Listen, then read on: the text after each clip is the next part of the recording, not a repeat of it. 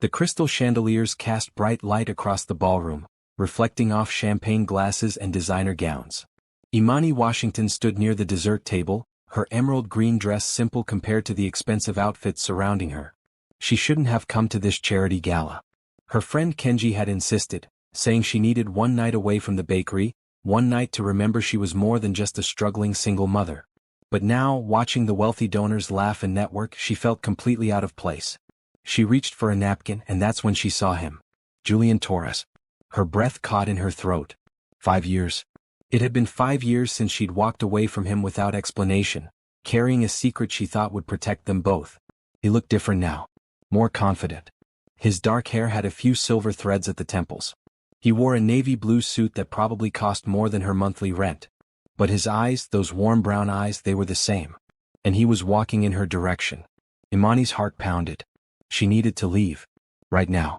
She turned toward the exit, her heels clicking urgently against the marble floor. Where was Amara? Her daughter had been right beside her a moment ago, fascinated by the ice sculpture of a swan. Then she heard it. A small, clear voice that cut through the elegant music and polite conversation like a blade. "Excuse me, mister. Are you my daddy?" The entire room seemed to stop breathing. Imani spun around, her blood turning to ice. There, standing in front of Julian Torres, wearing her favorite red velvet dress with the white bow, was Amara. Her daughter. Their daughter. The child Julian never knew existed. Amara's brown eyes looked up at him with innocent curiosity, her small hand clutching the stuffed rabbit she took everywhere. She tilted her head, studying his face with the intense focus only a 5-year-old could manage. Julian had frozen mid-step. His mouth opened but no words came out. He looked from Amara to Imani, and in that moment she watched understanding dawn across his face. His eyes widened. His face went pale. His hand gripped the back of a nearby chair as if he needed support. Amara. Imani finally found her voice, though it came out strangled. She rushed forward, her legs barely working. "Baby, come here."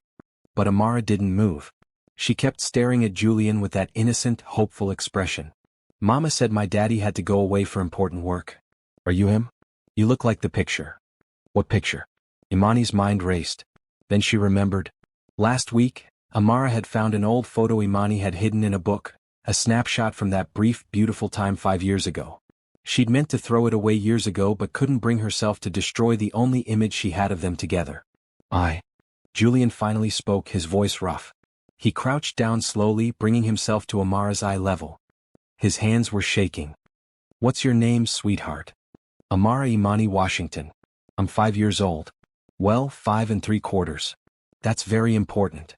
She said it with the seriousness only a child could muster. Julian's eyes filled with tears. Imani had never seen him cry. Not once during their time together. But now, looking at his daughter for the first time, tears spilled down his cheeks. "Amara," he whispered. "That's a beautiful name."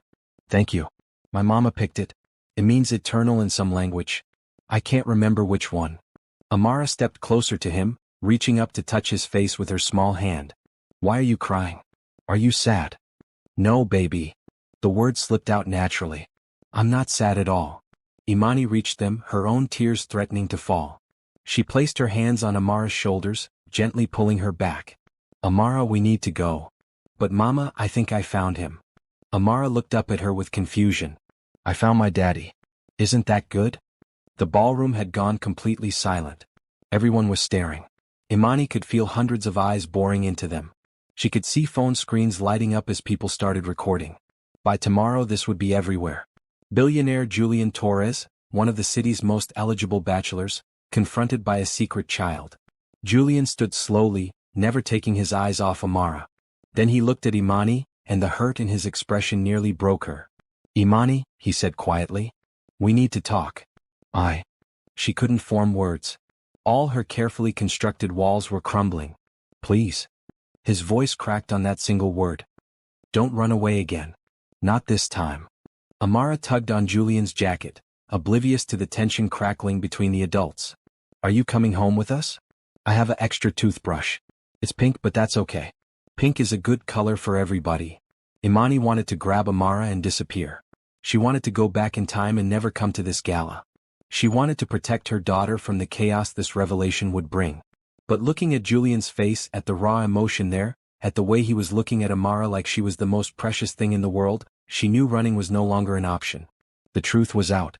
After 5 years of silence, of raising Amara alone, of convincing herself she'd made the right choice, everything had changed in an instant. Because a 5-year-old girl had asked a simple question. Are you my daddy? And now, nothing would ever be the same.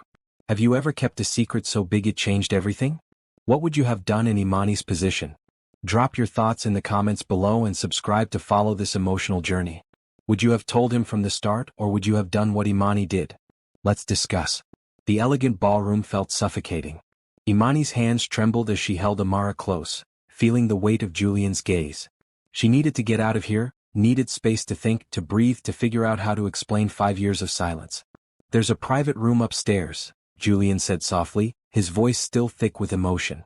Please, just give me an hour. 1 hour to understand.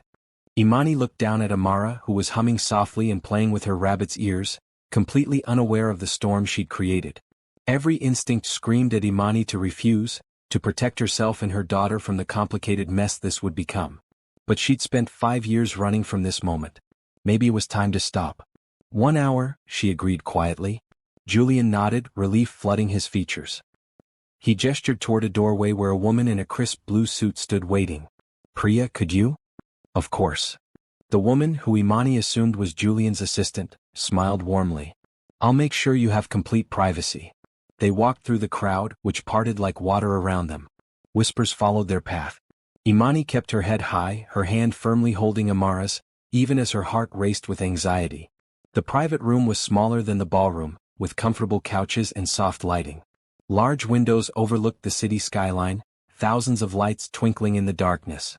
It was beautiful and intimidating all at once. Amara immediately ran to the window. Mama, look how tall we are. We're taller than the clouds. Not quite, baby. Imani's voice was gentle. But close. Julian stood near the door, watching them both with an expression she couldn't quite read. Wonder. Confusion. All mixed together. Can she hear us? He asked quietly, nodding toward Amara. She gets distracted easily. Imani sat on the couch, her legs suddenly weak. But we should still be careful what we say.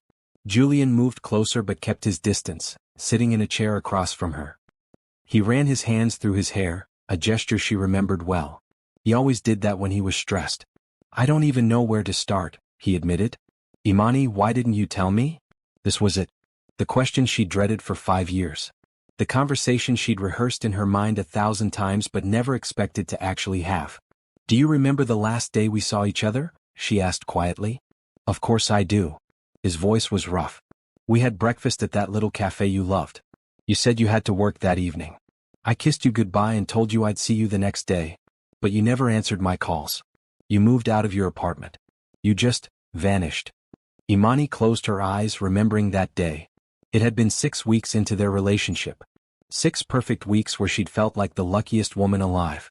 Julian Torres, successful and kind and genuine, had somehow fallen for her, a community center volunteer working 3 jobs to make rent. I went to your office that afternoon, she said softly. I was going to surprise you. Take you to lunch. But when I got there, I heard you talking to someone. A man. He was saying something about your engagement announcement and how the merger depended on you marrying someone from the right family. Someone with the right connections. Julian's face went pale. The merger with Blackwell Industries. I didn't know what Blackwell Industries was. I just heard that you were engaged. That our relationship was... What? A fling? A last bit of freedom before you settled down with whoever your family had chosen? The old hurt crept into her voice despite her efforts to stay calm. I was 23 years old, Julian. I was broke. I had nothing to offer you except my heart, and I realized my heart wasn't enough. Imani. Julian leaned forward, anguish clear on his face. That conversation you heard. It was with Richard Blackwell. He wanted me to marry his daughter Sophie to secure a business deal. I spent that entire meeting telling him no. I told him I was in love with someone else. I told him no amount of money was worth giving you up. The words hit Imani like a physical blow. What? I said no. Julian's voice broke. I chose you. I came to your apartment that night to tell you that I didn't care about the merger or my family's expectations. I was going to ask you to move in with me. But you were gone. The landlord said you'd broken your lease that morning. Your phone was disconnected. I hired investigators. They found nothing. It was like you'd disappeared into thin air. Imani's hands covered her mouth. Oh God. I spent months searching for you. I thought maybe something had happened. That you were in trouble. That you needed help and couldn't reach me. His voice grew thick. I never imagined you'd heard that conversation and misunderstood everything. Amara's voice interrupted them. Mama, I'm hungry. Can we get pizza after this? Yes, baby, Imani managed. Just a little longer, okay? Okay. Amara went back to looking out the window, pressing her face against the glass. Imani turned back to Julian, tears streaming down her face. I found out I was pregnant 2 weeks after I left. I was staying at a women's shelter, trying to figure out my life. When the test came back positive, I knew I couldn't tell you. Why not? Because I thought you were getting married. I thought I'd been a distraction, a mistake. I didn't want to be the woman who trapped you with a baby. I didn't want Amara to grow up feeling like she'd ruined your life. The words poured out, years of justification and pain spilling over. I got a job at a bakery. My boss, Mrs. Chen, she was kind. She let me work there even when I was visibly pregnant. She helped me find an apartment. I had Amara and I focused on building a life for us. Julian was crying openly now. You were alone. Through the pregnancy, the birth, everything. You were alone because I wasn't clear enough. Because I didn't tell you immediately that I'd refused the merger. I should have asked you, Imani admitted. I should have trusted you enough to hear your side. But I was scared. I was so scared of not being enough for your world. They sat in silence for a moment, the weight of 5 lost years settling between them. Finally, Julian spoke. I want to know her. Everything about her. Her favorite color, her favorite food, what makes her laugh. I want to be her father, Imani. Really be her father, not just in name. This was the moment.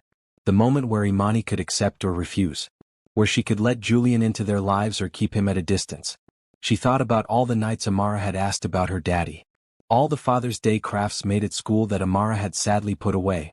All the times her daughter had watched other kids with their fathers at the park, longing clear in her eyes. Okay, Imani said quietly. Yes, Amara deserves to know you. And you deserve to know her. Julian's face transformed. Really? You mean it? Yes. And saying it felt right. Felt like finally stepping into truth after years of hiding. But we need to take it slow. For her sake. Anything you need. Whatever makes this easier for both of you. Julian wiped his eyes. Thank you, Imani. Thank you for giving me this chance. Amara turned from the window, sensing the shift in the room's energy. She walked over to them, looking between their tear-stained faces with concern. Why is everybody sad? She asked. Julian knelt down to her level again. We're not sad, Amara. Sometimes people cry when they're happy too. That's silly, Amara giggled. Crying is for when you fall down or when your favorite toy breaks. Or when something really wonderful happens, Julian said gently. He looked at Imani, silently asking permission. She nodded. Amara, Julian said carefully. You asked me a question downstairs. You asked if I was your daddy. Amara's eyes went wide. Are you? Yes, Julian's voice cracked. Yes, sweetheart. I am. Amara threw her arms around his neck, nearly knocking him over. I knew it. I knew you were him. Mama's going to be so happy. She's been sad for a long time. Julian hugged her back, his shoulders shaking with silent sobs. Over Amara's head, his eyes met Imani's, and in that gaze she saw years of pain, regret, and a desperate hope for the future. She'd kept this secret to protect them both. But secrets, she was learning, only created more pain. Now it was time to build something new. Something honest. Something real. For Amara's sake and maybe, just maybe, for theirs too. The next few days passed in a blur of phone calls, arrangements, and careful conversations. Julian had insisted on exchanging numbers before they left the gala, and Imani had agreed, her hands shaking as she typed her contact information into his phone. Now, sitting in her small apartment above the bakery, Imani watched Amara color at the kitchen table and tried to process everything that had happened. The video from the gala had gone viral, just as she'd feared. Billionaire's secret love child, the headline screamed. Her phone had rung constantly with reporters and unknown numbers until she'd finally turned it off. A knock at the door made her jump. I'll get it, Amara announced, sliding off her chair. No, baby. Let Mama check first. Imani looked through the peephole, her heart skipping when she saw Julian standing in the hallway. He wore jeans and a maroon sweater, looking more casual than she'd ever seen him. In his hands he carried what looked like pizza boxes. She opened the door slowly. Hi, Julian said, his smile uncertain. I remembered Amara mentioning pizza the other night. I thought maybe we could have dinner together? Talk more? Imani wanted to say they should slow down, give everyone space to adjust. But Amara had already seen him. You came, Amara squealed, running to the door. Did you bring pepperoni? Pepperoni, cheese, and something called Supreme. I wasn't sure what you liked. Julian's face softened as he looked at his daughter. I like them all, Amara announced proudly. Imani stepped back, letting him in. You didn't have to do this. I wanted to. Julian set the pizzas on the small kitchen table, looking around the modest apartment. His eyes lingered on the photos covering one wall. Pictures of Amara as a baby, as a toddler, her first day of kindergarten.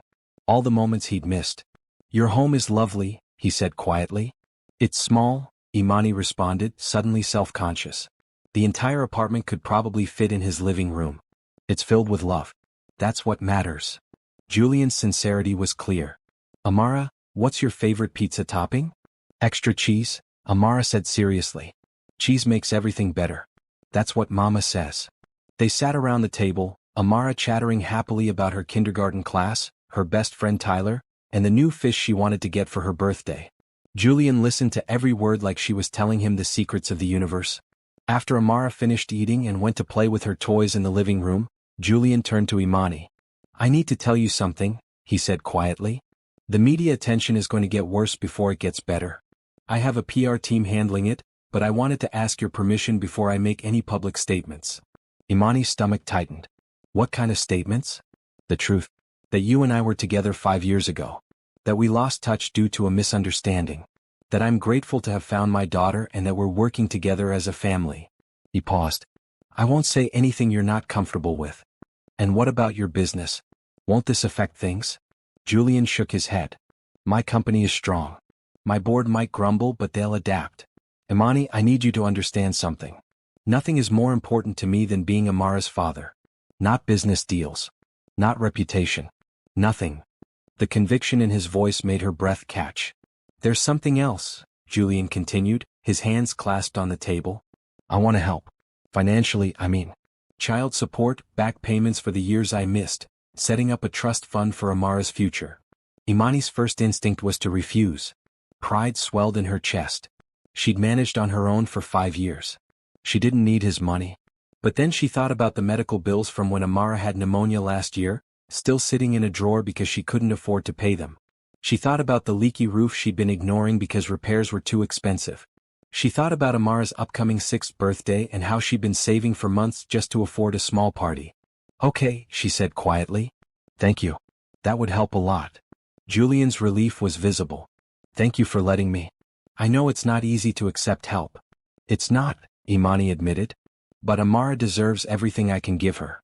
If that means accepting support from you, then I'll do it. For her. And the bakery? Julian asked carefully. I drove past it this morning. Washington's Sweet Things. It's yours? Imani nodded, surprised he'd looked it up. Mrs. Chen left it to me when she retired.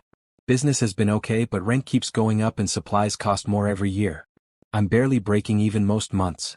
Let me invest in it, Julian said immediately. Not as charity, as a real business investment. I'll bring in consultants, help you expand, market properly. You make incredible pastries, Imani. I remember those lemon bars you used to bring to the community center. Everyone loved them. You remember that? Imani's voice was soft. I remember everything about our time together. Julian's eyes held hers. Every conversation. Every smile. Every moment.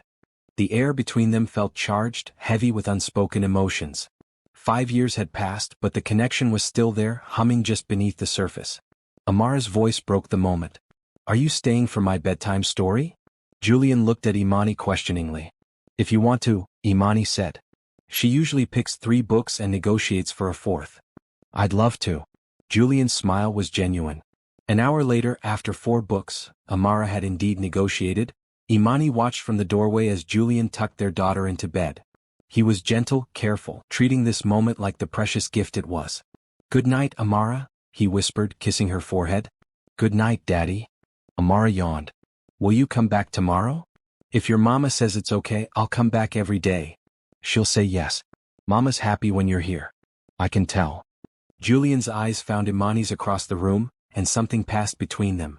Something that felt like hope. After Amara fell asleep, they sat together on the small couch in the living room.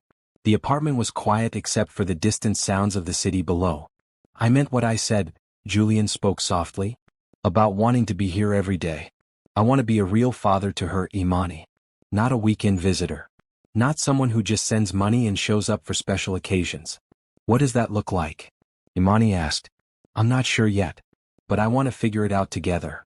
He turned to face her. I know we can't just go back to how things were 5 years ago. Too much has happened. But maybe we can build something new. Something better. For Amara, Imani said carefully. Yes, for Amara. Julian agreed. But also.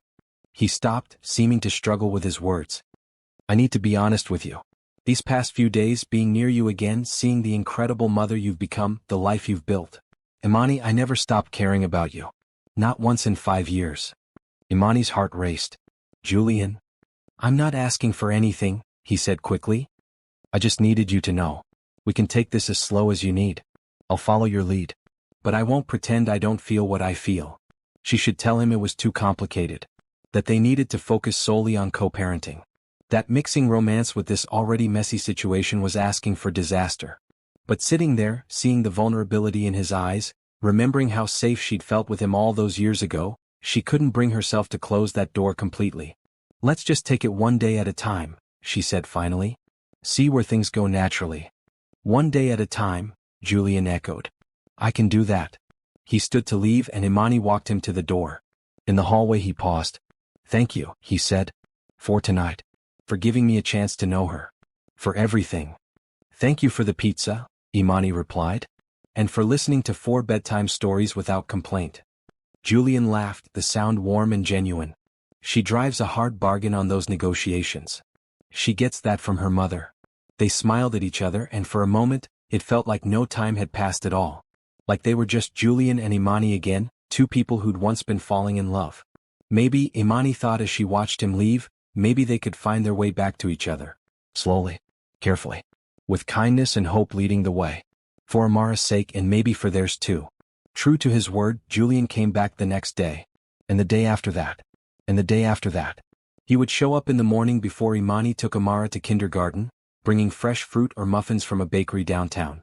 He'd crouch down to Amara's level and ask about her dreams, what she wanted to do that day, if she'd remember to brush her teeth.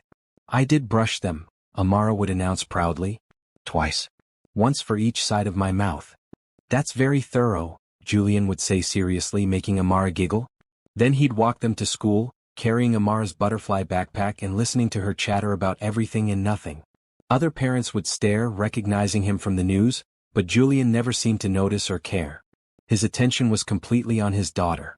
One afternoon, Julian picked Amara up from school by himself. Imani had been nervous about it, but Amara had been so excited that morning, counting down the hours until Daddy would come get her. They went to the park, a beautiful space with tall trees and a playground that had been recently renovated. Amara dragged Julian to every piece of equipment, demanding he watch as she mastered the monkey bars and went down the slide. Look, Daddy, look, she called out repeatedly. And Julian looked. Every single time. He cheered for her accomplishments, caught her at the bottom of the slide, pushed her on the swings until his arms probably ached. Later, sitting on a bench while Amara played in the sandbox, Julian pulled out his phone and showed the photos to Imani when they got home. She's fearless, he said, his voice filled with pride and wonder. She climbed to the very top of the jungle gym. My heart was in my throat the whole time. She's been like that since she could walk, Imani smiled. No sense of danger whatsoever. She gets that from you. Me? I'm the cautious one. Julian shook his head. You left everything you knew to build a life for her. You worked 3 jobs. You took care of her completely on your own. That's not cautious, Imani. That's brave. His words settled over her like a warm blanket. The following weekend, Julian asked if he could take Amara shopping. She needs new shoes, he'd noticed. The ones she has are too small. They came back hours later, Amara wearing light-up sneakers in bright blue and carrying several shopping bags. We got shoes and shirts and pants and books, Amara announced excitedly. And Daddy let me pick out a toy. But just one. He said we have to be responsible. Imani raised her eyebrows at Julian, who shrugged sheepishly. She needed clothes, he said. And maybe I got a little carried away in the toy section. But I showed restraint. You should have seen everything she wanted. Despite the excess, Imani couldn't be upset. Julian was trying. He was learning. And most importantly, Amara was happier than Imani had seen her in years. That night, after Amara went to bed, Julian stayed for coffee. It was becoming their routine. He'd help with bedtime stories, then they'd sit together and talk while the apartment grew quiet around them. "I want to set up an education fund for her," Julian said, cradling his mug. "For college, whatever school she wants to attend. And I want to handle her medical expenses. All of them. Including paying off any outstanding bills." Imani opened her mouth to protest, but Julian continued. "Please let me do this. I missed the first 5 years of her life. I can't get that time back, but I can make sure her future is secure. I can make sure she has every opportunity." His eyes were earnest. "And I can make sure you're not carrying that burden alone anymore." Imani thought about refusing. About saying she could handle it. But she remembered her promise to herself and to Amara. She'd accept help when it came from a place of genuine care. "Okay," she said. "Thank you, Julian. Truly." His shoulders relaxed. "And the bakery? I'd like to bring my business consultant to look at your operations. Figure out how to expand. You could open more locations, hire staff, maybe even launch an online ordering system. That all sounds expensive. Consider it an investment. I believe in you, Imani. I always have." Over the next few weeks, Julian became a constant presence in their lives. He learned Amara's favorite songs and would sing them off-key, making her dissolve into giggles. He discovered she loved butterflies and brought her a book about metamorphosis, reading it to her so many times he had it memorized. He showed up when Amara had a bad dream, having asked Imani to call him anytime, day or night. He held their daughter while she cried about monsters in her closet, checking every corner and declaring the room completely monster-free. "How did you get rid of them?" Amara asked, already drowsy again. "I told them this room belongs to the bravest girl in the world, and monsters aren't allowed where brave girls sleep," Julian said softly. "I am brave," Amara agreed, yawning. "The bravest," Julian confirmed, kissing her forehead. Watching them together, Imani felt something shift in her chest. This was what she'd wanted for Amara all along. A father who showed up. Who cared. Who loved her completely. But it was more than that. Julian wasn't just playing a role. He was genuinely invested.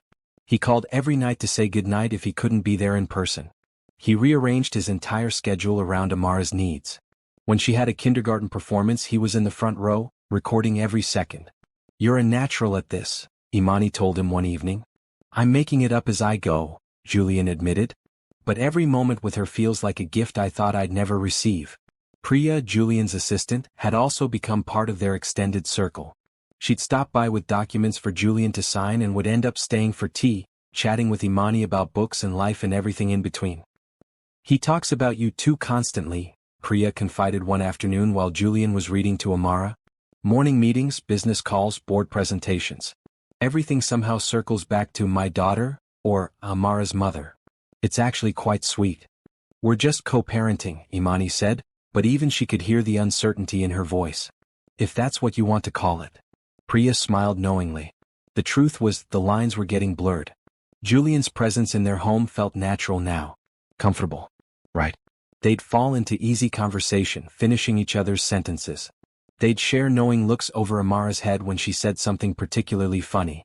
And sometimes, late at night after Amara was asleep, they'd sit close on the couch and Julian would take her hand, rubbing circles on her palm with his thumb. Neither would speak, but the gesture said everything that words couldn't. One morning, Amara woke up with a fever. Imani called Julian immediately, and he was at their door within 20 minutes, carrying medicine and soup from the restaurant downstairs. "How is she?" he asked, his face creased with worry. "Probably just a cold. But she's miserable." They spent the day taking turns sitting with Amara, keeping her comfortable, making sure she drank enough water. Julian proved surprisingly adept at caring for a sick child, patient and gentle when Amara was cranky from not feeling well. "You're good at this," Imani observed as he successfully coaxed Amara into taking her medicine. "I had a lot of ear infections as a kid. My mom developed a whole system." He smiled at the memory. She'd be so happy to know about Amara. To meet her. "Your mother doesn't know yet?" "I wanted to wait until we figured out what we were doing. Until I knew this was real and not just." He trailed off. "Not just what?" "A dream. I spent so long trying to find you that sometimes I still can't believe this is really happening." That night, with Amara finally sleeping peacefully, Julian made to leave. You could stay, Imani said impulsively. On the couch, I mean. In case she needs anything during the night. Julian's eyes searched hers. Are you sure? Yes, I think it would be good. For Amara. For Amara, Julian agreed, though something in his expression suggested he knew it was about more than just their daughter. He stayed. And when Imani woke in the middle of the night to check on Amara, she found Julian asleep in the chair beside her bed, his hand resting gently on their daughter's arm. Her heart swelled. This man, who could have responded with anger or resentment to the news of a secret child, had instead responded with pure love. He'd accepted Amara without hesitation. He'd shown up every day. He'd become the father their daughter deserved. And somewhere along the way, Imani realized her feelings for him had never really gone away. They'd just been buried under years of hurt and misunderstanding. Now, watching him sleep in the dim light, she wondered if maybe, just maybe, they could find their way back to each other after all. A month after that night at the gala, Julian knocked on Imani's door with a familiar, serious expression. She'd learned to recognize this look. It meant he'd been thinking, planning, and was about to present something big. Come in, she said, stepping aside. Amara was at a playdate with Tyler, giving them rare alone time. Julian settled at the kitchen table, pulling out a folder. I wanted to talk to you about a few things. Officially. Imani's stomach tightened with anxiety. Was this where everything changed? Where lawyers got involved and custody arrangements became formal? First, Julian opened the folder. This is the paperwork for Amara's education fund. It's fully funded through graduate school, whatever she wants to study. The account is set up so you have equal access and control. He slid papers across the table. Imani scanned them, her eyes widening at the numbers. Julian, this is what she deserves. What you both deserve. He pulled out more documents. This is the payment plan for your medical bills. They're all covered now. And this, he produced a check, is back child support for the 5 years I missed. It's calculated based on my income during that time. Imani stared at the check. The amount was staggering. More money than she'd make in years at the bakery. I can't accept this, she whispered. Yes, you can. Julian's voice was gentle but firm. Imani, you raised our daughter alone for 5 years. You worked yourself to exhaustion to provide for her. You went without so she could have what she needed. This isn't charity. This is me stepping up to my responsibility as her father. But. No buts. Julian reached across the table, taking her hand. You've been carrying this weight by yourself for too long. Let me help shoulder it. Please. Imani looked at their joined hands, then back at the paperwork spread across the table. Pride warred with practicality. She could continue struggling, or she could accept this gift and give Amara a better life. She thought about Kenji's words from last week. Stop being so stubborn, her friend had said over coffee. That man wants to help. Let him. Amara deserves stability and so do you. Okay, Imani said quietly. I accept. Thank you. Relief flooded Julian's features. Thank you for letting me do this. There's more, isn't there? Imani asked, recognizing that he was building up to something. Julian nodded, pulling out another set of documents. The bakery. I had my consultant, Rachel Kim, analyze your business. She put together this proposal. He walked her through the plan. It was comprehensive and thoughtful. Equipment upgrades, staff hiring, a redesigned storefront, a social media marketing campaign, an online ordering system with delivery options, partnerships with local coffee shops to carry her pastries. The initial investment is substantial, Julian explained. But Rachel's projections show you'll be profitable within 18 months. Possibly sooner if the online sales take off as expected. Why are you doing all this? Imani asked. Because you're brilliant at what you do. Your pastries are incredible. People should be lining up around the block. Julian leaned forward. And because Amara's mother shouldn't have to work 16-hour days just to make rent. Because you deserve to build something that brings you joy without constantly worrying about money. Because I believe in you. Tears pricked Imani's eyes. I don't know what to say. Say you'll accept the help. Say you'll let me invest in your dream. Imani looked at the proposal. Rachel had clearly put significant work into this. The plans were detailed, realistic, achievable. This could change everything. What if it fails? She asked quietly. Then we learn from it and try again. But it won't fail. You're too talented for that. Julian squeezed her hand. I'm not offering this lightly, Imani. This is a real business investment. I believe you're going to succeed because you've already proven you can build something from nothing. Okay, Imani said, her voice stronger now. Yes, Let's do it. Julian's smile could have lit up the whole city. Over the next week things moved quickly. Rachel came by the bakery, measuring, taking notes, asking detailed questions about Imani's processes and recipes. She brought contractors who examined the space and drew up renovation plans. We'll need to close for 2 weeks for the major work, Rachel explained, showing Imani the timeline. But we can do the updates in stages so you're only closed for the minimum time necessary. Julian handled the financial side, making it clear to Imani at every step what was happening with the money. He never made decisions without consulting her. It was her business, he insisted. He was just helping it grow. Priya helped set up the social media accounts, teaching Imani about hashtags and engagement strategies. You have such a beautiful story, Priya said, scrolling through sample posts. Single mother builds successful business through determination and talent. People will love this. I don't want to use Amara or Julian for publicity, Imani said firmly. We won't, Priya assured her. This is about you and your work. Your connection to Julian will inevitably come up, but we'll handle it tastefully. On the day the bakery closed for renovations, Imani stood in the empty space and felt tears streaming down her face. Mrs. Chen's modest shop was about to become something more. Something bigger. Julian found her there, wrapping his arms around her from behind. Having second thoughts? No. Just overwhelmed. In a good way. She turned in his embrace. Thank you doesn't feel like enough. You don't need to thank me. This is an investment I'm happy to make. He kissed her forehead, the gesture casual but intimate. They'd been doing that more lately. Small touches. Brief moments of affection that felt natural. The renovations transformed the space. The old equipment was replaced with professional-grade ovens and mixers. The storefront got new windows that flooded the space with light. The interior was repainted in warm cream tones with accents of maroon and gold. Display cases showed off the pastries like works of art. When Imani saw the new sign, Washington's Sweet Things in elegant letters, she cried again. It's perfect, she whispered. Amara thought it was the most beautiful place in the world. Mama, it looks like a princess bakery, she declared. The grand reopening drew a huge crowd. Rachel's marketing had worked. Local food bloggers came to sample the pastries and posted glowing reviews. Customers lined up outside before opening, curious about the renovated bakery and its connection to Julian Torres. Julian stayed in the background, helping box up orders and clear tables. He'd insisted on being there but didn't want to overshadow Imani's moment. By closing time they'd sold out completely.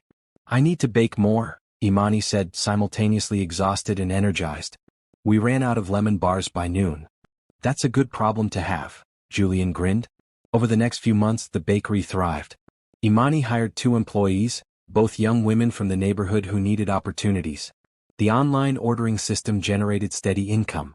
Coffee shops around the city started carrying her pastries, each one with a small card reading from Washington's Sweet Things. Money stopped being a constant source of stress. Bills got paid on time. Amara got new clothes without Imani having to calculate every dollar. The apartment got some much-needed repairs. But more than the financial stability, Imani felt something else. Hope. For the first time in years, she could see a future that wasn't just about survival. She could dream about growth, about possibilities, about building something lasting. And Julian was part of that dream. He'd become woven into the fabric of their daily life. He was there for Amara's school events, for impromptu dinners, for quiet evenings watching movies on the couch after Amara went to sleep. One night, after a particularly successful day at the bakery, Imani and Julian sat together in her apartment. I couldn't have done this without you, she said quietly. The bakery, Amara's security, all of it. You could have, Julian disagreed gently. You were already doing it. I just made it a little easier. A lot easier, Imani corrected. She turned to face him fully. Julian, I need you to know. I'm grateful. Not just for the money but for everything. For showing up. For being patient. For loving Amara so completely. She's my daughter. Loving her is the easiest thing I've ever done. He paused. And you, Imani. Being here with you, rebuilding what we had. That's easy too. Are you someone who finds it hard to accept help from others? How do you think accepting support changes our relationships? Share your thoughts below and don't forget to subscribe to see how Julian and Imani's story continues to unfold. Does accepting help make us stronger or more dependent? Let's discuss in the comments. They sat in comfortable silence, hands intertwined, both thinking about how far they'd come. From that shocking moment at the gala to this. From strangers reunited to something that felt like family. something that felt like home. Spring arrived, bringing warmer weather and new beginnings. Amara's 6th birthday was approaching, and she had very specific ideas about her party. "I want butterflies and a big cake and all my friends from school," she announced at breakfast one morning. "And balloons? Lots of balloons. But not the scary clown kind. Regular balloons." "No scary clowns, got it?" Julian said seriously, making notes on his phone. They'd fallen into such an easy rhythm. Julian had breakfast with them most mornings now. Sometimes he'd stay overnight on the couch, though those occasions were becoming more frequent. His apartment across town felt empty, he'd admitted. Here with Imani and Amara felt like home. "I can handle the party planning," Imani said. "You don't need to." "I want to," Julian interrupted gently. "She's my daughter too. Let me help plan her birthday party." So they planned together. Julian found a venue that had an indoor butterfly garden. Imani designed a custom cake. They ordered decorations and sent invitations to Amara's entire kindergarten class. The night before the party, after Amara was asleep, they sat together assembling party favors. 20 little bags with butterfly stickers, candy and small toys, Imani counted. "Are we missing anyone?" "Just Tyler's little sister. She's not in Amara's class, but Amara insisted she be invited." Julian smiled. "Our daughter has a big heart." Our daughter. The phrase had become natural. They were a team now, co-parenting seamlessly. But it was more than that, and they both knew it. Julian's phone buzzed. He glanced at it and frowned. "Work?" Imani asked. "My business partner, Richard Chin. He wants to meet." Julian set the phone down. "He's been difficult since everything came out about you and Amara." "Difficult how?" Julian hesitated. "He thinks I'm distracted. That my priorities have shifted." "He's not wrong, I suppose. My priorities have shifted. Amara comes first. You both do." "Julian, I don't want to be the reason you lose your business relationships." "You're not." Julian took her hand. "Richard and I have been growing apart for a while. We want different things now. I want to focus on ventures that make a real difference. He wants to chase whatever makes the most money. We'll figure it out." The birthday party was magical. Amara wore a bright red dress with butterfly patterns, her hair styled in careful braids. She ran around the butterfly garden with her friends, laughing and chasing the colorful creatures. Julian had arranged for a face painter and a magician. He'd even rented a bounce house despite Imani's protests about expense. "She's 6 once," he'd said. "Let's make it memorable." Watching him with Amara and her friends, patient and playful, Imani felt her heart swell. This was the father she'd always wanted for her daughter. Kind, present, engaged. Tyler's mother, Patricia, approached Imani near the cake table. "Your daughter is lucky," she said warmly. "It's not every day you see a father so devoted." "He's making up for lost time," Imani replied. "Even so. My ex-husband had 6 years with Tyler and never showed half the love that man shows Amara in 5 minutes." Patricia smiled. "You're lucky too, you know. That's a good man right there." Imani watched Julian help Amara blow out her candles, his arms wrapped around her, both of them laughing. "Yes," she agreed quietly. "He really is." After the party, exhausted but happy, they returned to the apartment. Amara was asleep almost immediately, clutching a stuffed butterfly Julian had given her. "Today was perfect," Imani said, collapsing on the couch. "She'll remember this forever." Julian sat beside her. "Thank you for letting me be part of it." "You're her father. Of course you're part of it. I mean, for trusting me. After everything, you could have kept me at arm's length. Just let me visit occasionally, kept it formal. But you've let me into your lives completely." Imani turned to look at him. "You've earned that trust. Every single day." The moment stretched between them, charged with unspoken feelings. Julian reached up, tucking a loose strand of hair behind her ear. "Imani," he said softly, "we should talk about what this is. What we're becoming." Her breath caught. "What do you think we're becoming?" "A family. At least, that's what it feels like to me." His eyes searched hers. "But I don't want to assume. I don't want to push you into something you're not ready for." "I'm not sure I know what I'm ready for," Imani admitted. 5 years ago I thought I knew. Then everything fell apart. Now you're here and it feels right, but I'm scared, Julian. I'm scared of getting hurt again. I'm scared of Amara getting hurt if this doesn't work. I understand that fear. But I need you to know something." Julian took both her hands. "I'm not going anywhere. Whether we're together romantically or just co-parenting, I'm committed to being in Amara's life. That won't change regardless of what happens between us." You promise? I promise. Amara is my daughter. Nothing will ever change that. Imani felt tears building. Then maybe we can try. Slowly.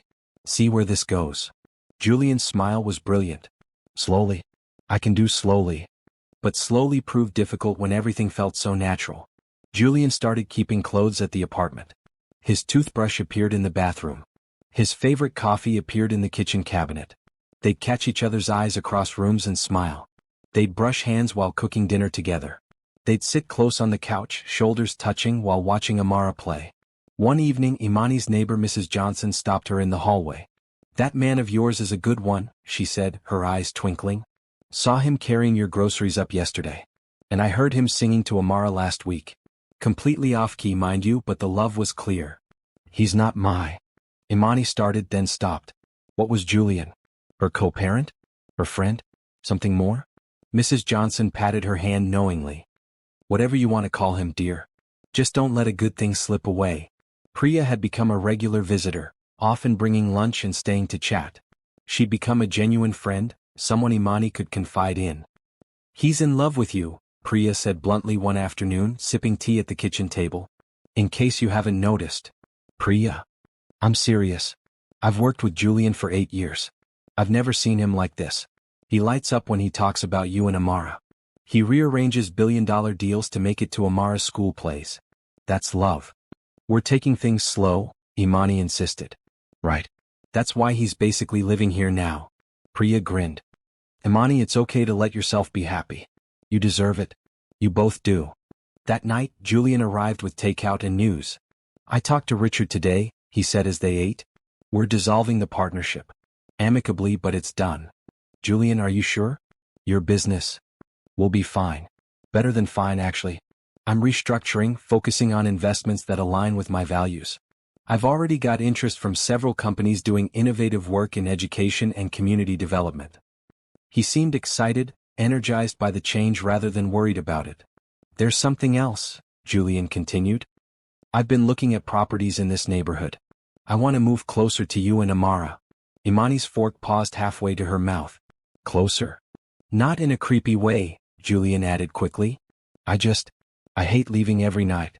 I hate that I'm 20 minutes away if Amara needs me. There's a building 3 blocks from here with a vacancy. I'd still have my own space, wouldn't be underfoot constantly, but I'd be close. 3 blocks. Too close. Julian looked worried. I don't want to crowd you. Imani thought about it. Having Julian nearby would mean more spontaneous dinners together. It would mean he could easily pop by to read Amara bedtime stories. It would mean seeing him more, being around him more. The thought didn't scare her like it might have months ago. Instead it felt nice. No, she said. Not too close. I think that would be good. For Amara. For Amara, Julian agreed, though his smile suggested he knew it was about more than just their daughter. They were building something, Imani realized. Not just a co-parenting arrangement, but a genuine family. One built on trust, communication, and a love that had never really gone away. It was different from 5 years ago. More mature. More stable. Built on truth rather than secrets. And maybe, just maybe, it would last this time. Summer arrived with long, bright days and Amara's endless energy. Julian had moved into the apartment 3 blocks away, and their lives had shifted into a new rhythm that felt comfortable and right. Most mornings started the same way. Julian would appear at their door around 7, often carrying fresh pastries from the bakery that Imani had baked the night before. Quality control, he'd say with a grin. Got to make sure the product is up to standard. Amara would rush to hug him, already dressed in whatever bright outfit she'd chosen for the day. Today it was a blue sundress with yellow flowers. We're going to the zoo today, Amara announced. Right, Daddy? Right. If it's okay with your mom. Julian looked at Imani questioningly. It's fine. I have inventory at the bakery this afternoon anyway. Imani smiled at them both. Just make sure she wears sunscreen. Already packed. Julian patted the backpack he'd brought. Sunscreen, water bottles, snacks, and the stuffed elephant she'll inevitably want from the gift shop. How did you know about the elephant? Amari's eyes went wide. Because every time we go anywhere you find one stuffed animal you absolutely need. It's becoming a pattern. Julian ruffled her hair fondly. Watching them together, Imani felt a wave of contentment. This was what she'd wanted for Amara. A father who showed up, who paid attention, who genuinely enjoyed spending time with her. After they left, Imani headed to the bakery. The business had grown beyond her wildest expectations.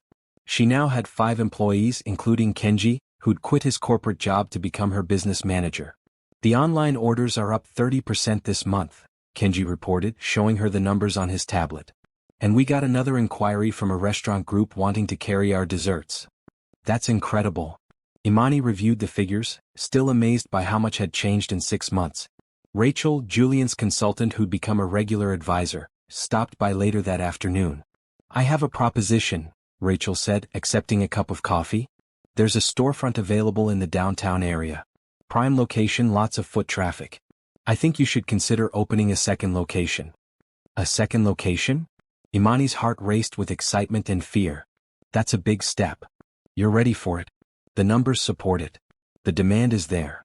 Rachel pulled up projections on her laptop. Obviously, Julian would help with the initial investment, but I think you'd see returns within the first year. Imani studied the numbers. It was tempting. Terrifying but tempting. Let me think about it, she said finally. And talk to Julian. Smart. Though between you and me, he'll say yes to anything that helps your business grow. Rachel smiled knowingly. That evening, Julian and Amara returned from the zoo, both sunburned despite the sunscreen and carrying bags from the gift shop. We may have gotten more than just the elephant, Julian admitted sheepishly. Amara dragged out a stuffed giraffe, a t-shirt with zebras on it, and a book about penguins. Look, Mama. We learned so much today. Did you know penguins can hold their breath for like 1,000,000 minutes? 20 minutes, Julian corrected gently. But that is a long time. After dinner and bath time, Julian helped put Amara to bed. Imani listened from the hallway as he read the new penguin book, doing different voices for each character. You're really good at this, she said when he emerged. I love it. Every moment with her. Julian followed her to the living room. How was the bakery? Imani told him about Rachel's proposal for a second location. As predicted, Julian's eyes lit up.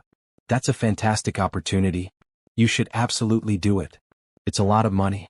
A lot of risk. But you're not taking the risk alone. I'm here. Whatever you need.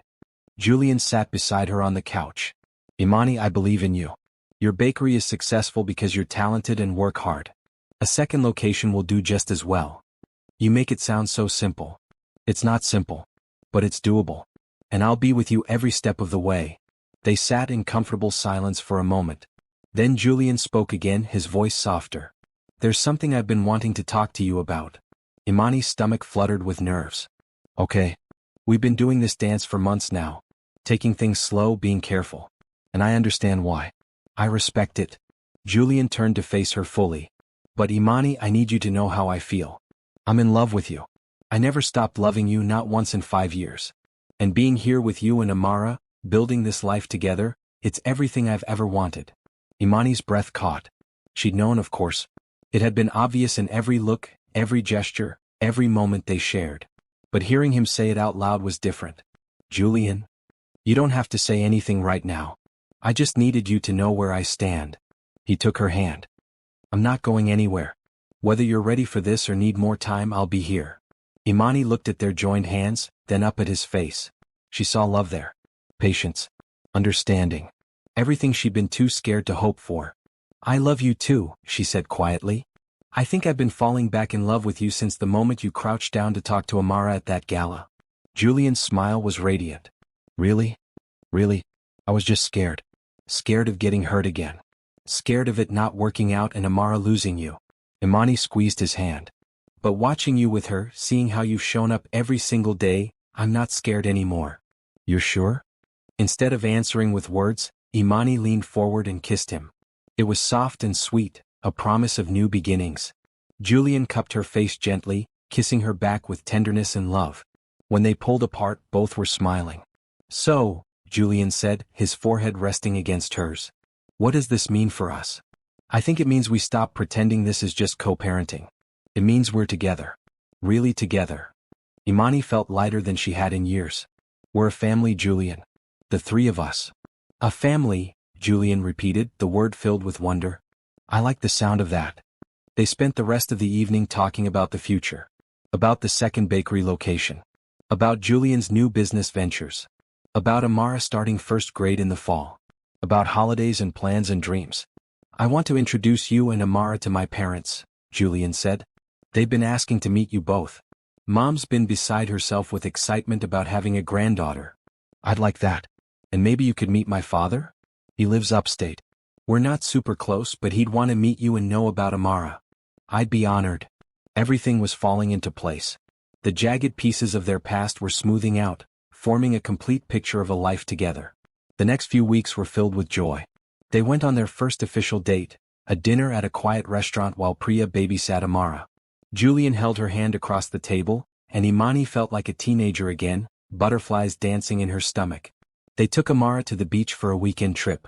Julian built sandcastles while Imani lounged under an umbrella, watching her two favorite people splash in the waves.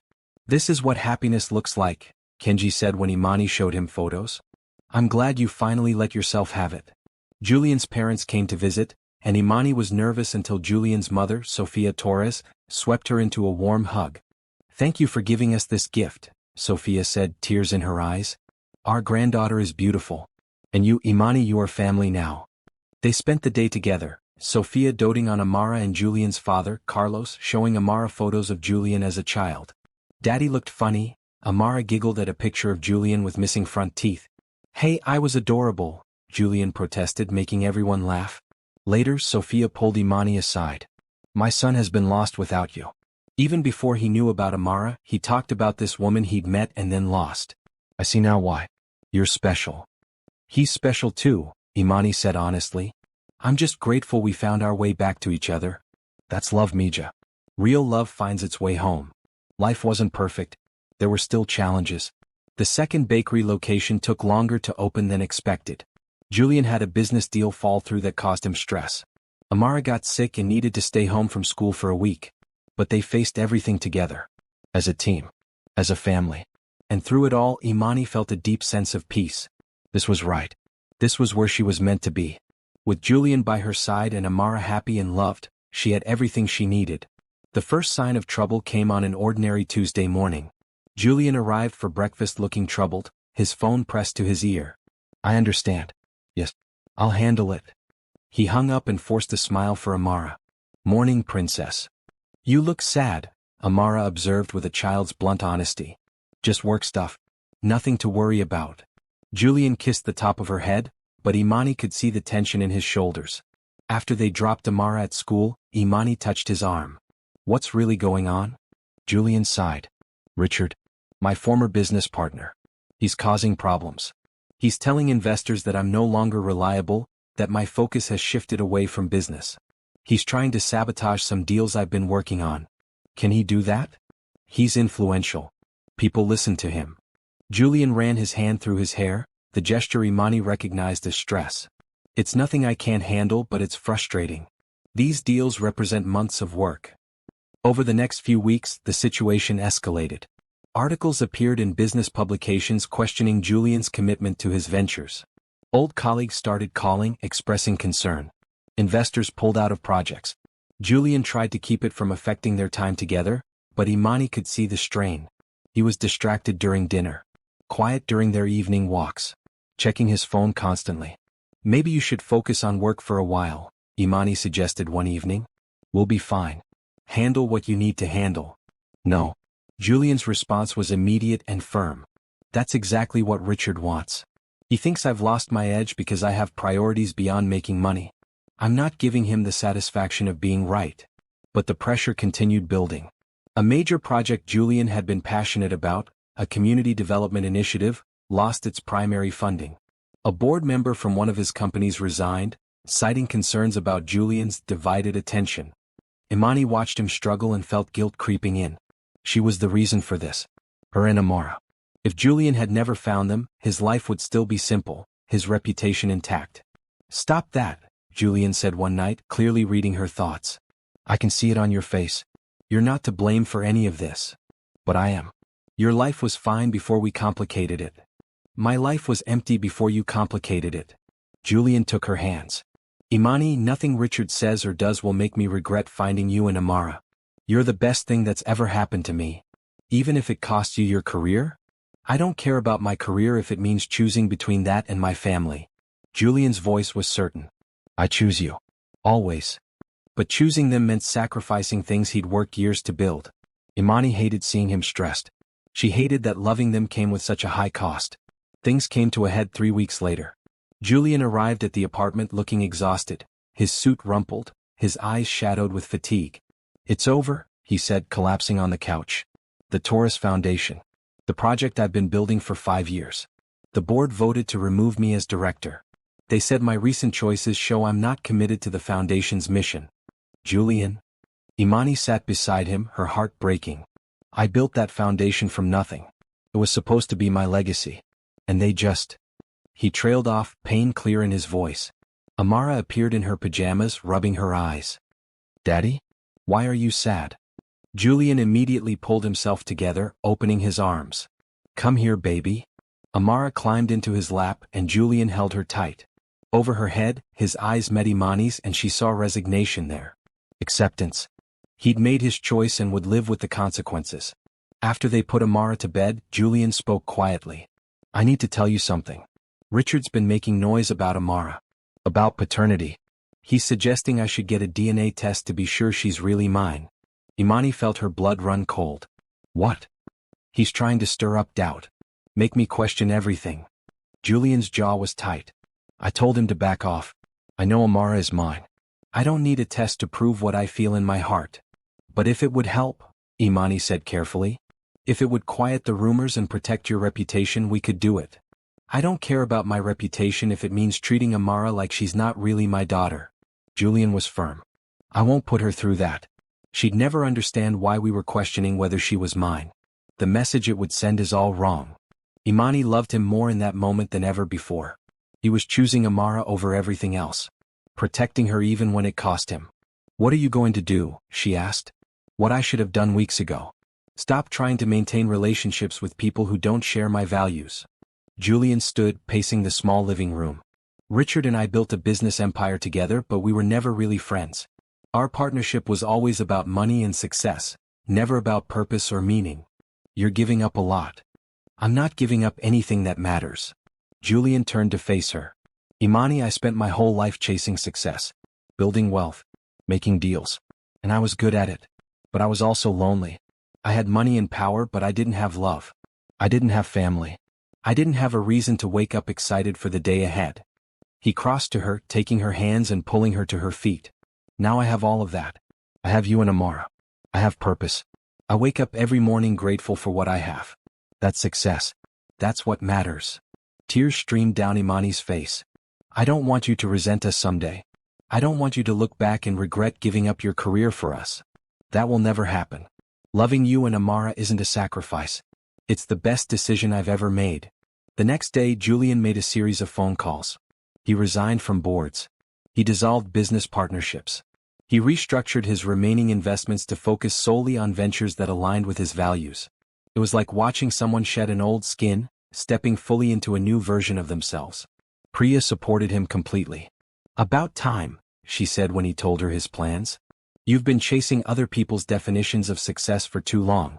Now you get to define it yourself." Julian launched a new foundation, smaller and more focused than the one he'd left behind. This one concentrated on education access for low-income families and supporting small businesses in underserved communities.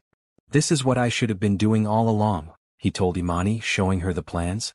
"Making real change, not just moving money around." The business world buzzed with gossip about Julian Torres's dramatic life changes. Some called it a breakdown. Others called it admirable. Most didn't understand. But Julian didn't care. He'd found what mattered and he wasn't letting go.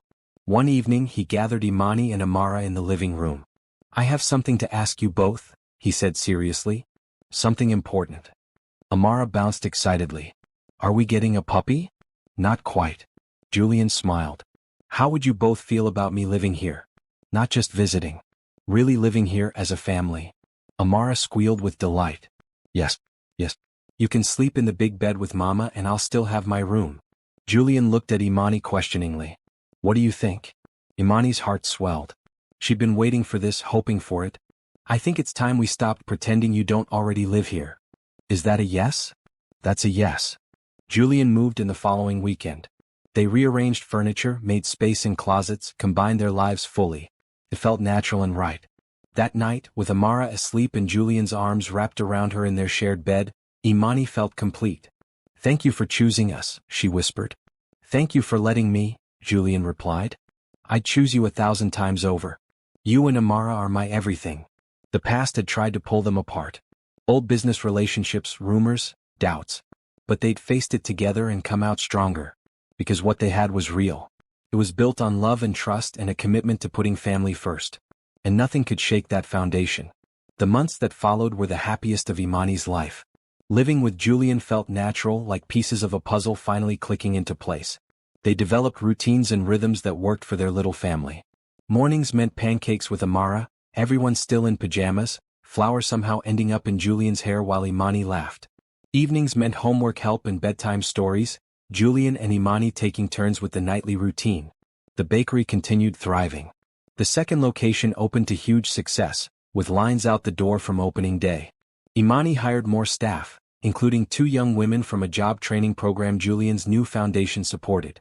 "You're making a real difference," Kenji told her one afternoon, reviewing the numbers. "Not just with the bakery but with these hiring practices. People notice." Julian's new foundation was gaining traction too. Instead of chasing prestige, he was focused on impact. He'd funded 3 community centers, provided scholarships for 50 students, and launched a small business loan program. "I should have been doing this all along," he told Imani one evening. "Turns out making money is easy. Using it to actually help people is where the real work is." But underneath all the happiness and success, Julian was planning something. Imani caught him having whispered conversations with Priya. She noticed him being secretive about certain phone calls. Once, she found him looking at something on his computer and he quickly closed the window when she approached. "What are you up to?" she asked suspiciously. "Nothing," he said innocently. Too innocently. Amara was in on it too. She'd giggle at random moments and refuse to explain why. She'd drop hints like, "Can I wear my special dress next week?" and then clam up when Imani asked about it. "What's going on?" Imani asked Kenji at the bakery. "No idea," Kenji lied, his smile giving him away. Even Mrs. Johnson, their elderly neighbor, seemed to know something. She'd smile knowingly every time Imani passed her in the hallway. The mystery deepened as Amara's 7th birthday approached. Julian insisted on a big party, though they'd just had one the year before. "She's only 7 once," he said when Imani protested the expense. "That's what you said about 6. And I was right then too." The party was scheduled for Saturday at the park, with a butterfly theme again because Amara remained obsessed with them. Imani baked a spectacular 3-layer cake decorated with sugar butterflies. Julian arranged for face painting, balloon animals, and a bubble machine. "This is a lot for a 7-year-old's birthday," Imani observed the morning of the party. "Only the best for our girl," Julian said, kissing Imani's cheek before heading out to set up. The party was beautiful. The park's pavilion was decorated with banners and balloons in Amara's favorite colors. Tables were laden with food. Amara's friends from school ran around laughing, their faces painted as butterflies and lions and superheroes. But Imani noticed something strange. Most of their adult friends were there too. Not just parents of Amara's classmates but Kenji and his partner. Priya, Rachel, Mrs. Johnson. Even Julian's parents had flown in, claiming they wouldn't miss Amara's 7th birthday. "This feels like more than a kid's party," Imani whispered to Julian. "Just wanted to celebrate with everyone who loves us," Julian replied, his smile mysterious. After cake and presents, after the kids had worn themselves out running around, Julian called for everyone's attention. "Before we wrap up, I have something special planned," he announced. Amara ran to his side, bouncing with excitement. She clearly knew what was coming. Julian took a deep breath and suddenly Imani understood. Her heart started racing. "Imani Washington," Julian began, his voice carrying across the pavilion. "7 years ago I met you at a community center. You were volunteering, helping kids with their homework. You wore a green sweater and had your hair in braids. When you smiled at me, my whole world shifted." Imani's eyes filled with tears. "We had 6 perfect weeks together before everything fell apart. I spent 5 years looking for you, hoping you were okay, never imagining you were raising our daughter. Our beautiful, brilliant, kind daughter." Amara beamed, holding Julian's hand. "These past months with you both have been the greatest gift of my life. Coming home to you, building a life together, being part of a real family. I never want that to end." Julian knelt down and Imani gasped. From his pocket he pulled a small box. "Imani, you are my best friend, my partner, the love of my life. You're an amazing mother, a brilliant businesswoman, and the kindest person I've ever known. I want to spend the rest of my life making you happy. Will you marry me? He opened the box, revealing a stunning ring. It wasn't ostentatious or flashy. It was perfect, a sapphire surrounded by small diamonds, elegant and beautiful. Imani couldn't speak. Tears streamed down her face as she looked at Julian, at Amara who was vibrating with excitement, at all their friends and family watching with joy. Say yes, Mama, Amara urged. Please say yes. Yes, Imani finally managed. Yes, absolutely yes. Julian stood, sliding the ring onto her finger before pulling her into a kiss. Everyone erupted in cheers and applause. Amara jumped up and down, squealing with delight. We're getting married, Amara announced to anyone who would listen. Daddy asked Mama and she said yes, and now we're going to be a real family. We already were a real family, Julian said, crouching down to include Amara in their hug. This just makes it official. The rest of the party was a blur of congratulations and happy tears. Sophia hugged Imani tightly, welcoming her officially into the Torres family. Kenji proposed a toast. Mrs. Johnson declared it the most romantic thing she'd seen in 50 years. Later, after the party ended and guests had left, Julian, Imani, and Amara walked home together. Amara skipped ahead, still wearing her butterfly wings and party hat. That was quite the surprise, Imani said, admiring her ring in the late afternoon light. I've been planning it for months. Amara helped pick the ring. Julian smiled. She has very strong opinions about jewelry, apparently. When did you ask her about this? About a month ago. I told her I wanted to ask you to marry me, but only if she was okay with it. She actually cried. Happy tears, she assured me. Said she'd been wishing for us to get married since the gala. Imani's heart melted. She's wanted this all along. We all have. Julian squeezed her hand. A real family. Forever. That night, after Amara was asleep, Julian and Imani sat together on the couch, their usual spot. I can't believe we're getting married, Imani said softly. I can't. It feels inevitable, like this was always how things were supposed to be. Julian played with her fingers, spinning the engagement ring. We just took a detour for a few years. Quite a detour. But we made it back to each other. That's what matters. They talked about wedding plans. Nothing big, they agreed. Just close friends and family. Maybe at the park where Julian had proposed. Simple and meaningful, focused on love rather than spectacle. What about timing? Imani asked. Whenever you want. Tomorrow. Next year. I'm not in a rush now that I know you said yes. Maybe in the spring? Give us time to plan something nice. Spring sounds perfect. Imani leaned her head on Julian's shoulder, feeling utterly content. Everything she'd worked for, everything she'd hoped for was finally here. A loving partner. A happy child. Financial security. A thriving business. Friends who felt like family. And most importantly, hope. Hope for the future. Hope for continued happiness. Hope that the foundation they'd built would last. I love you, she whispered. I love you too, Julian replied. Now and forever. Forever. It was a big word. A heavy commitment. But sitting there with Julian, their daughter sleeping peacefully down the hall, Imani wasn't scared of forever anymore. She was ready to embrace it. Spring arrived with a burst of color. Cherry blossoms lined the streets, and the park where Julian had proposed was transformed into a garden of blooming flowers. It was perfect for a wedding. The planning had been surprisingly easy. Imani and Julian both wanted something intimate and meaningful rather than extravagant. They chose the same pavilion where he proposed, decorating it with simple white fabric and flowers in shades of blue and maroon. Amara was the most excited of anyone. She'd been given the important title of flower girl and ring bearer, which she took very seriously. I have 2 jobs, she explained to anyone who would listen. That's twice as important as everyone else. The morning of the wedding, Imani woke in her apartment for the last time as Imani Washington. Tomorrow she'd be Imani Torres. The thought made her smile. Sophia and Priya arrived early to help her get ready. They'd become dear friends over the past months, and Imani was grateful for their presence. You look beautiful, Sophia said, helping Imani into her dress. It was simple and elegant, a flowing gown in cream with delicate lace sleeves. Not a traditional wedding dress, but perfect for her. Mama, you look like a princess, Amara burst into the room wearing her blue flower girl dress. A real one from movies. You look pretty beautiful yourself, Imani said, adjusting Amara's flower crown. At the park, 60 guests were gathered. Small and intimate, just as they'd wanted. Kenji was officiating, having gotten ordained online specifically for this purpose. Julian's parents sat in the front row beside Imani's father, who'd driven down from upstate and had tears in his eyes before the ceremony even started. "Ready?" Priya asked, peeking her head in the room where they were waiting. "More than ready," Imani confirmed. The ceremony was short and sweet. Amara walked down the aisle first, carefully dropping flower petals and taking her job very seriously. Then Imani, walking alone because she'd chosen to do this on her own terms, representing the journey she'd taken to get here. Julian's face when he saw her was something she'd remember forever. Pure love and joy and gratitude all mixed together. Kenji kept the ceremony simple. He talked about love that endures. About family that's built through choice and commitment. About second chances and new beginnings. Julian and Imani's story isn't traditional, Kenji said with a smile. But the best love stories rarely are. They found each other, lost each other, and found their way back. They've built something beautiful together. A family. A life. A love that will last. When it came time for vows, Julian went first.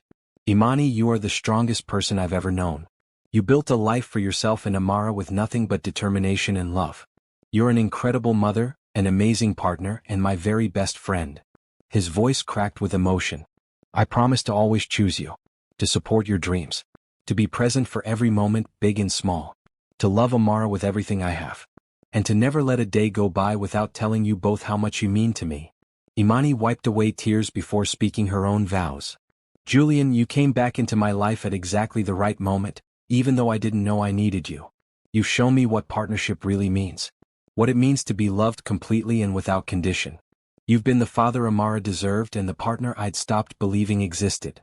She smiled through her tears. "I promise to build this life with you. To face whatever comes together. To love you through good times and challenges. And to always remember that our family is built on honesty, trust, and kindness." "And now," Kenji announced, "Amara has something she wants to say." Amara stepped forward, a piece of paper clutched in her small hand. "I wrote vows too," she declared. "Because I'm part of this family." She cleared her throat importantly. "Mama and Daddy, I promise to always do my homework. Most of the time. And to eat my vegetables sometimes. And to love you both even when you make me go to bed early." She looked up from her paper. "That's my vows." Everyone laughed through their tears. Julian picked Amara up, holding her between himself and Imani. "I now pronounce you married," Kenji said with a huge grin. "You may kiss your bride." Julian kissed Imani softly, mindful of Amara between them. It was perfect and sweet and filled with promise. The reception was joyful and relaxed. They ate good food, danced to music, and celebrated with people they loved. There were speeches that made everyone laugh and cry. Julian's father talked about watching his son finally find real happiness. Imani's father spoke about the strength his daughter had always possessed. Mrs. Johnson declared it the best wedding she'd ever attended, and she'd been to 43 of them. But the best moment came late in the evening. The three of them, Julian, Imani, and Amara, snuck away from the party for a quiet moment. "Can you believe we're actually married?" Imani asked, leaning against Julian. "I can believe it. I've been imagining this since the moment I found you again." Julian wrapped his arms around both his wife and daughter. "This is everything I've ever wanted." "Me too," Amara said sleepily. "Though I'm very tired from all my important jobs today." They laughed, the sound mixing with the distant music from the reception. In the months that followed, life settled into a new normal. Julian and Imani officially combined their lives, moving into a larger apartment that could accommodate their growing family. The bakery opened a third location. Julian's foundation expanded its programs. But more than any professional success, what mattered was the life they'd built together. Sunday mornings meant pancakes and cartoons. Weekday evenings meant homework help and family dinners. Weekends meant adventures to museums or parks or just quiet time at home. They celebrated Amara's achievements. Her first spelling bee. Her art projects. Her growing love of science and butterflies. They supported each other through challenges. A tough business quarter. Amara's struggles with a difficult teacher. Julian's stress about a foundation program that needed adjusting. But through everything they had each other. 1 year after the wedding, they returned to the park pavilion for a quiet anniversary picnic, just the three of them. "Do you remember this time last year?" Julian asked, spreading out a blanket. "You mean when we promised to love each other forever in front of everyone we know?" Imani smiled. "Vaguely. And I had 2 very important jobs," Amara added, now 8 and even more confident than before. The most important jobs, Julian agreed, pulling her into a hug. They ate sandwiches and fruit, watched clouds drift by, and talked about everything and nothing. It was simple and perfect. I'm happy, Amara announced suddenly. Like really, really happy. Are you both happy too? The happiest, Imani confirmed. Completely happy, Julian agreed. And it was true. They'd been through so much. Misunderstandings and separation. Years apart. The challenge of rebuilding trust. The difficulties of blending their lives. But they'd come through it all stronger. They'd chosen each other repeatedly. They'd built a family on a foundation of love, honesty, and kindness. That evening, after Amara was asleep, Julian and Imani sat together in their favorite spot on the couch. Thank you, Julian said quietly. For what? For giving me a second chance. For building this life with me. For being the most incredible partner and mother. He took her hand. I don't take any of this for granted. Not a single day. Neither do I. Imani leaned against him, feeling utterly content. You know what the best part is? What? This is just the beginning. We have so much ahead of us. Watching Amara grow up. Growing old together. All the adventures we haven't even imagined yet. The beginning of always, Julian murmured, kissing her forehead. Always. It had seemed like an impossible promise once. Too big, too uncertain, too risky. But now, sitting in their home with their daughter sleeping peacefully down the hall, always felt like exactly the right amount of time. They'd found their way back to each other through honesty and courage. They'd built a family through patience and love. They'd created a life that honored both the struggles they'd faced and the joy they'd found. And they would continue building it, day by day, year by year, always. Because love, real love, doesn't give up. It finds a way. It grows stronger through challenges. It becomes the foundation on which everything else is built. Julian and Imani had learned that lesson the hard way. They'd taken the long road, made mistakes, faced consequences. But they'd also learned that it's never too late to choose love. Never too late to be honest. Never too late to build something beautiful. And as they sat together, planning tomorrows and dreaming of futures, they knew one thing for certain. This was their happily ever after. Not because everything was perfect, but because they'd chosen each other. Because they'd built something real and lasting and true. Because they were a family. Now and forever.